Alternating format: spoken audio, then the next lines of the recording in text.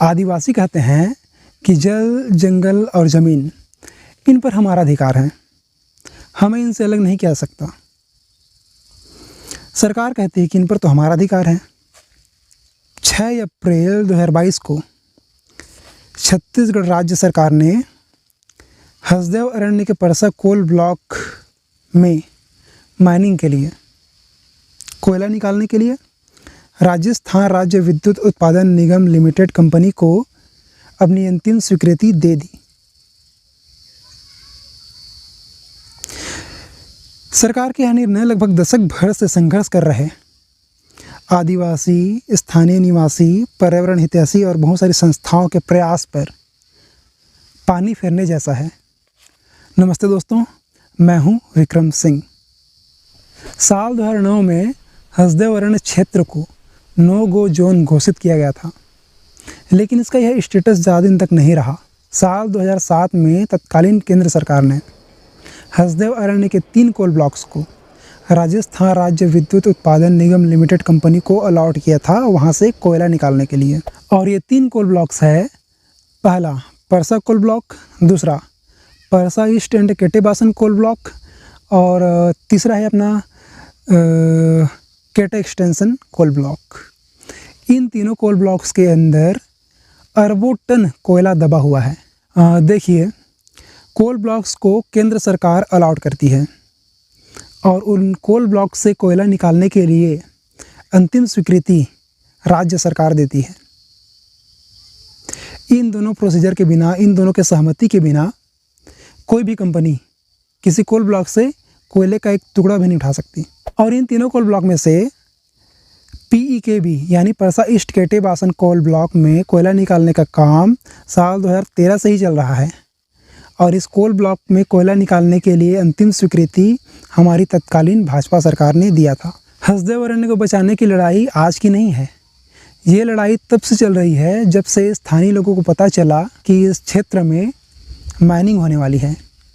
FCA ने हसदेव अरण्य के ecological and forest value को देखते हुए यहाँ पर माइनिंग को रिकमेंड नहीं किया, जिस पर पर्यावरण मंत्रालय ने अपने तरफ से कुछ तथ्य प्रस्तुत करते हुए FCA के इस रिकमेंडेशन को खारिज कर दिया और 23/6/2011 को फर्स्ट स्टेज का क्लियरेंस देने के लिए प्रोसीजर आगे बढ़ा दिया। देखिए, जब लार्ज स्केल में कोई काम होना होता है ना, तो आसपास की संस्थाओं से, मंत्रालयों से, विभागों से NOC लेना होता है।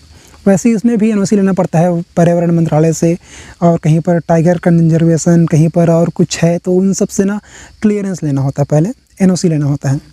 और इस प्रकार 6/7/2011 को PEKB को फर्स्ट स्टेज का क्लियरेंस मिल गया।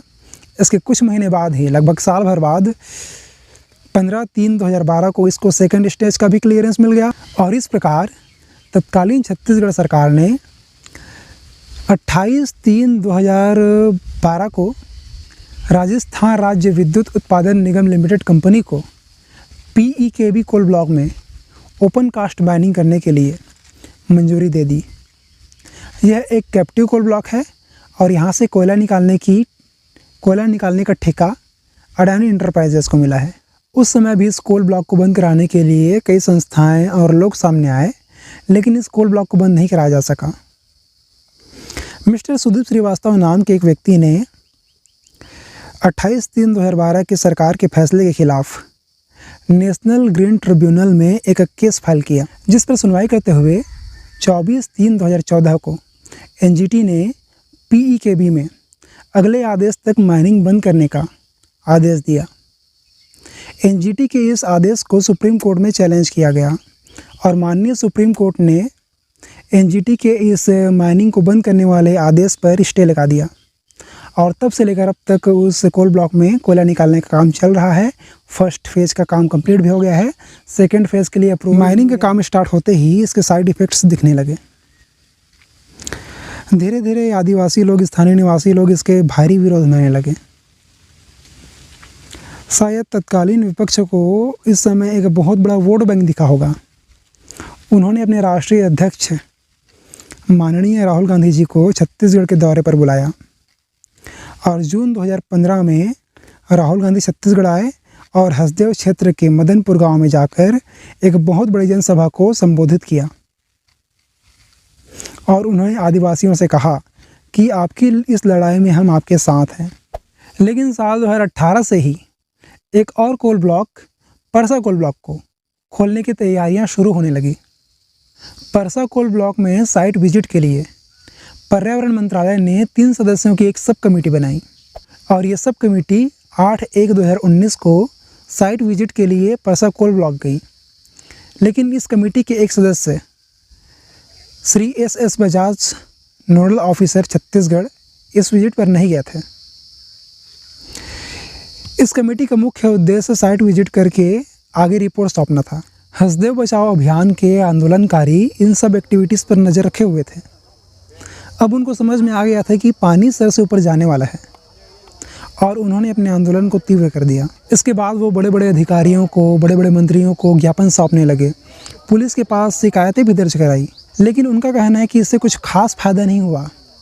ऐसा लगता है मानो सरकार, कॉरपोरेट और अधिकारी सब मिले हुए हैं, दाल में ज़रूर कुछ काला है, ऐसा उनका कहना है।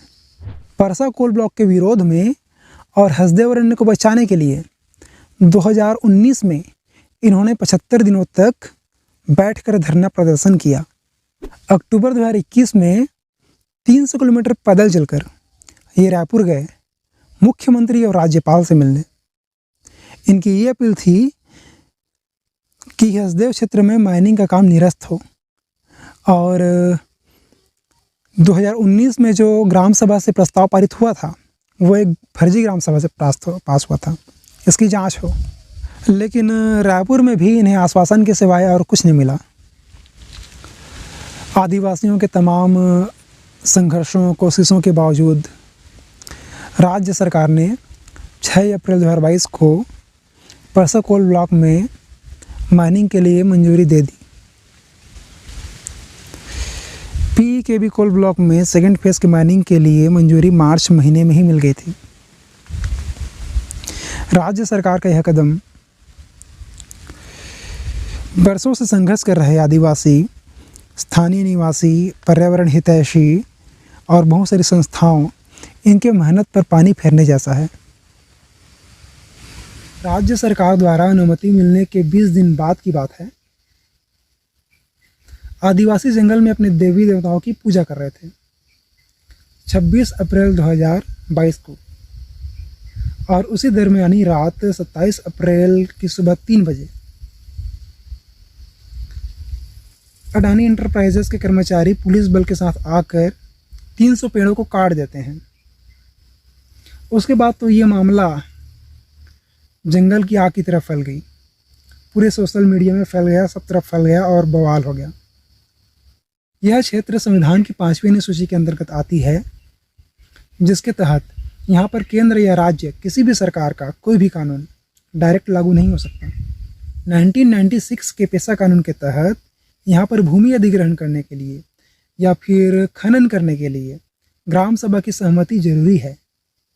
इसके बिना ये काम नहीं किया जा सकता। 2006 के वन अधिकार कानून के तहत आदिवासियों को वन का उपयोग और उसकी रक्षा करने का अधिकार प्राप्त है, लेकिन आदिवासियों का कहना है कि ये सभी कानून महज कानून की किताब की शोभा बनकर रह गई है,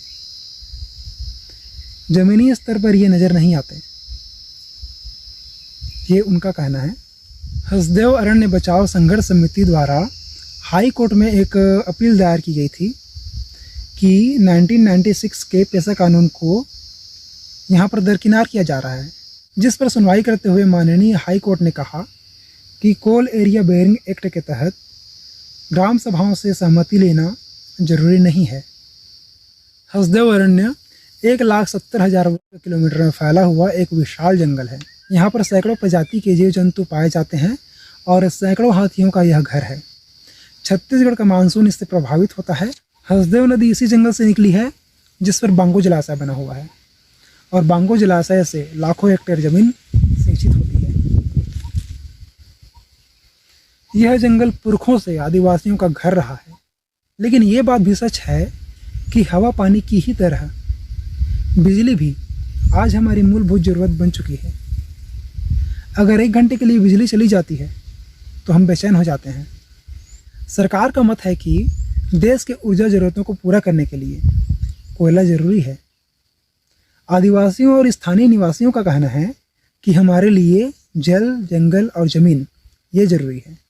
जबकि पर्यावरण हितैषी लोगों और संस्थाओं का कहना है कि देश की ऊर्जा ज़रूरतों को पूरा करने के लिए इतने सुदृढ़ पारिस्थितिक तंत्र को बर्बाद करना सही नहीं होगा। सरकार किसी दूसरे कोल ब्लॉक से कोयला निकाल ले जहाँ का इकोलॉजिकल वैल्यू कम हो। बुद्धिजीवियों का कहना है कि सरकार कोयले पर से अपनी निर्भरता कम कर दे और ऊर्जा के अन्य स्रोतों पर, अन्य विकल्पों पर विचार करें। इस संघर्ष में हसदेव अरण्य को बचाने में लगे हुए आंदोलनकारियों की जीत तभी होगी जब वो मजबूत तथ्यों के साथ लंबे समय तक टिके रहेंगे। आप किसके पक्ष में हैं? कृपया कमेंट करके अपना राय हमें ज़रूर बताएं। धन्यवाद।